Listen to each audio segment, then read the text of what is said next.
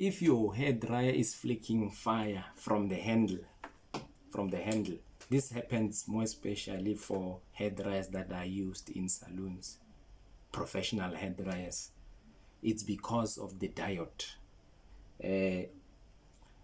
Professional hairdryers have a PC board on where the buttons are. There's a PC board inside, and it has diodes that regulates the temperature of the hairdryer.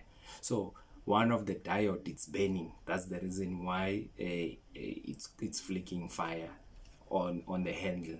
Don't panic. You just need a professional technician to open it and use a soldering iron.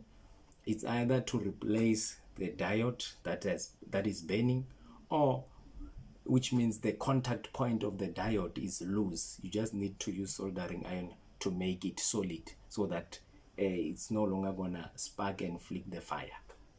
The diode is the problem. Thank you so much for joining us in this episode. Remember, at Ace Electricals, we offer the following services. We sell brand new appliances, we buy and resell, we do repairs, and we educate people on how to use appliances efficiently and effectively.